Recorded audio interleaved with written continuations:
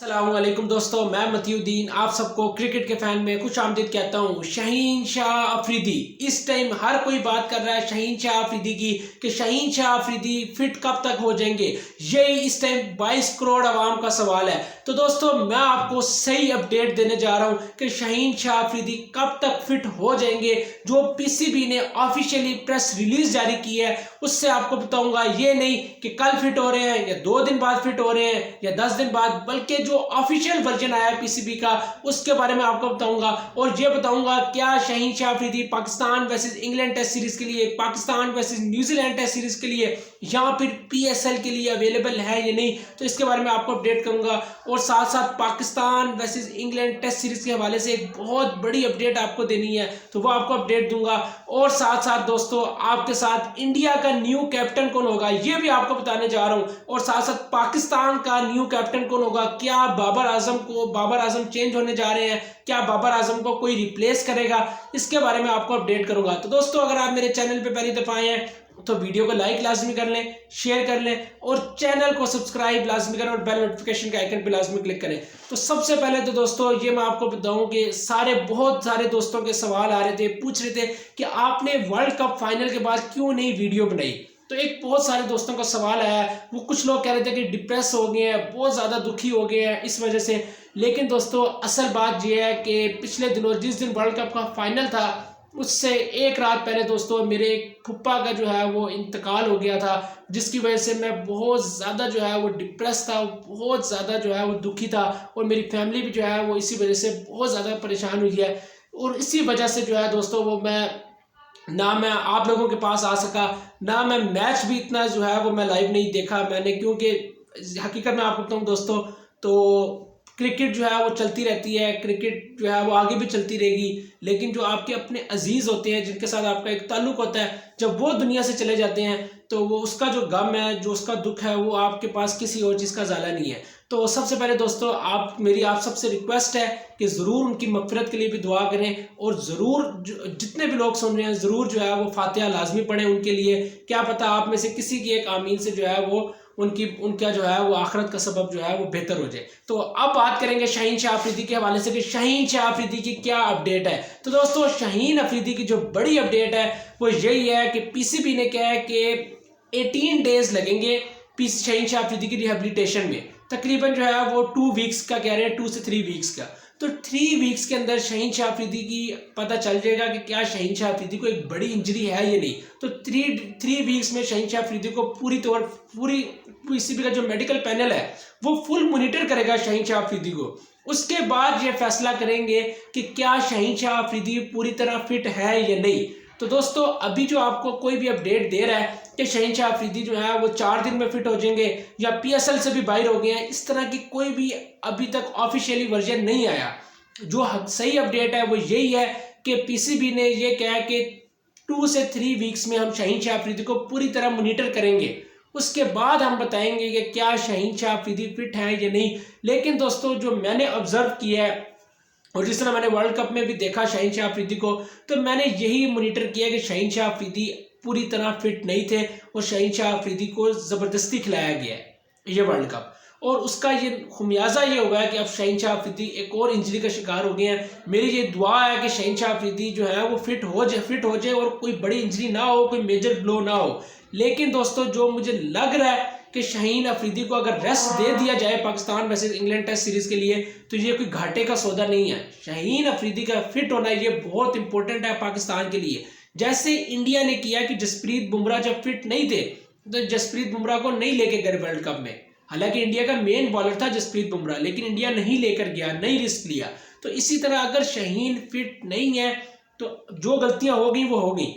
अब world cup final में जो है वो शाहीन ने जो बॉलिंग की है, पहले तो मैं ये कहूँगा इस वर्ल्ड कप फाइनल में जिस तरह पाकिस्तान की टीम खेली है, शेरों की तरह ये खिलाड़ी खेले हैं। नसीम शाह ने जिस तरह बॉलिंग की, हारिस रऊफ ने, शाहीन शाह अफरीदी ने, और जिस तरह फील्डिंग में एफर्ट लग रही थी, ऐसे लग रहा था कि जैसे कोई जैसे कोई बहुत बड़ी कोई टीम होती है वो खेल रही है।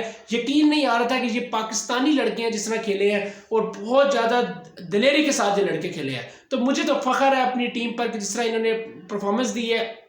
जो गलतियां वो गलतियां हैं, जैसे बैटिंग में आज भी मैं देख रहा था कि हर कोई बात कर रहा है कि बॉलिंग, पाकिस्तान की बॉलिंग बहुत ज़बरदस्त थी, बॉलिंग बहुत ज़बरदस्त थी। तो सवाल ये है कि बैटिंग क्यों ज़बरदस्त नहीं थी? क्या पाकिस्तान में टैलेंट की कमी है? क्या बैटिंग टैलेंट पाकिस्तान के पास नहीं है? अगर नहीं है फिर तो ठीक है, अगर था फिर क्यों पाकिस्तान की बैटिंग इस वर्ल्ड कप में कमज़ोर रही है? ये सबसे बड़ा सवाल है। अच्छे प्लेयर्स क्यों नहीं गए? मैं ये सुन रहा था कि कुछ लोग कह रहे थे कि अब्दुल्ला शफीक को लेके जाना चाहिए था।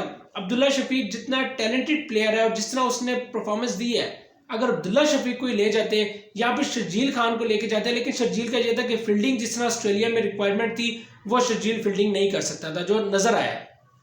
तो उस हिसाब से अब्दुल्ला शफीक ज़्यादा बेहतर प्लेयर था कि अब्दुल्ला शफीक को लेके जाया जा सकता था। और इसके अलावा जिस तरह आपने बैटिंग में जिस तरह आपने रद्दोबदल किया है, शान मसूद को 4 पर लेकर आए, वो ओपनर था, फिर आपने शादाब और नवाज को बिल्कुल एंड पे रखा है, और आपने जो मेन आपके पावर हिटर थे वो तो आपने रखे ही नहीं।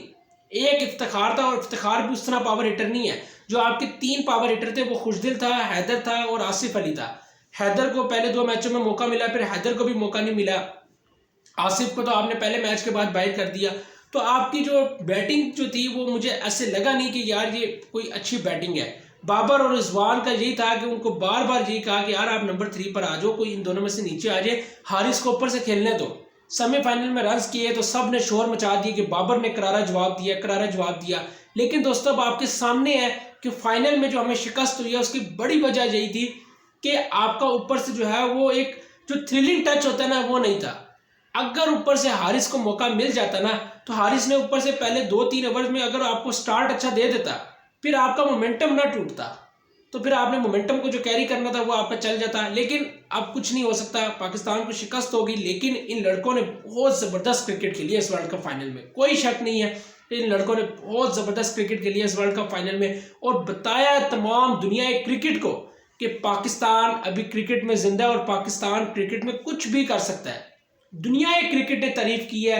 मैं भारतीय मीडिया देख रहा था, वर्ल्ड मीडिया देख रहा था, नासिर हुसैन, माइकल वॉन, इतने बड़े बड़े लेजेंडरी प्लेयर हैं, सचिन, रमेश तेंदुलकर जैसे खिलाड़ियों ने जिस तरह पाकिस्तानी प्लेयर्स की, शाहीन शाह अफरीदी की, इसके अलावा मैं बात करूँ हारिस रऊफ, नसीम शाह, पाकिस्तानी बॉलर्स की जिस तरह तारीफ की है, तो ये एक बहुत खुशी हुई है, बहुत ज़्यादा खुशी हुई है एज अ पाकिस्तानी के। यार इतने आज भी दुनिया में लोग हैं जिस तरह पाकिस्तान की तारीफ़ करते हैं, तो एक फ़ख्र की बात है कि हम बहुत ज़्यादा खुश नसीब है कि हमारे मुल्क में ऐसे बॉलर्स हैं जो हमें जो है वो पूरी दुनिया में हमारा नाम रोशन करते हैं। और जिस तरह नसीम शाह और हारिस रऊफ ने बॉलिंग की है, आउटस्टैंडिंग बॉलिंग की है, क्या ज़बरदस्त स्पेल की है।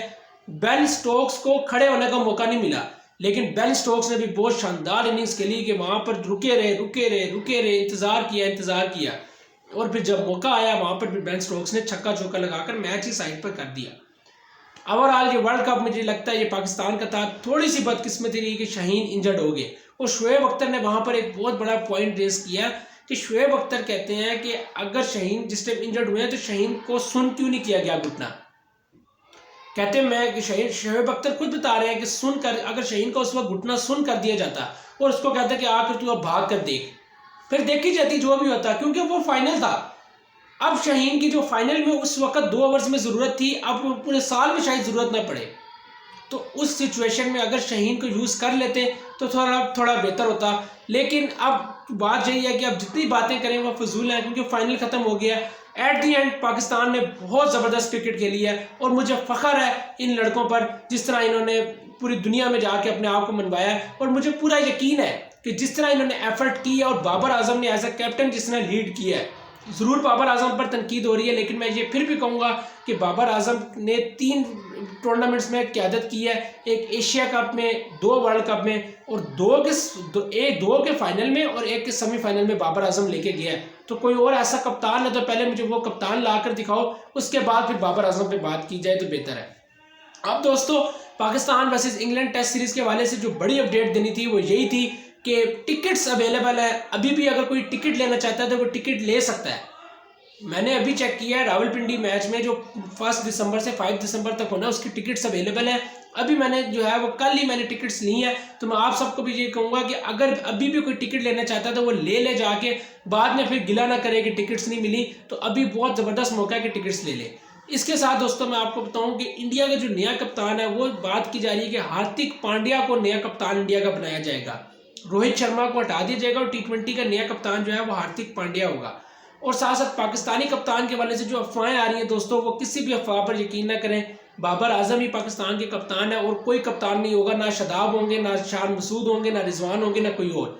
रमीज राजा ने अभी किसी सूरत जो है वो ये फैसला नहीं किया कि कोई भी कप्तान चेंज होगा। और मैं आपको ये ऑथेंटिक खबर दे रहा हूँ कि बाबर आजम ही पाकिस्तान के कप्तान होंगे। और जो लोग अफवाहें चला रहे हैं कि ये कप्तान, तो इस तरह की कोई भी जो है वो थिंक टैंक कोई भी नहीं सोच रहा इस तरह का। तो दोस्तों ये सारी अपडेट्स मैंने आपको देनी थी। अगर आपको ये वीडियो अच्छी लगी है, वीडियो को लाइक लाजमी करें, शेयर करें, चैनल को सब्सक्राइब लाजमी करें और बेल नोटिफिकेशन के आइकन पर लाजमी क्लिक करें। और दोस्तों अगर कोई सवाल है आपका दोस्तों तो कमेंट में लाजमी करें। और जो मैंने आपको खुसूसी रिक्वेस्ट की है कि आप मेरे पप्पा के लिए लाजमी दुआ करें और उनकी मफ़रत के लिए जो है वो खुसूसी आपने फातिहा पढ़नी है, तो दोस्तों ये काम आपने लाजमी करना है। अभी आप अपने होस्ट मतीउद्दीन को इजाज़त दें। अल्लाह हाफिज़।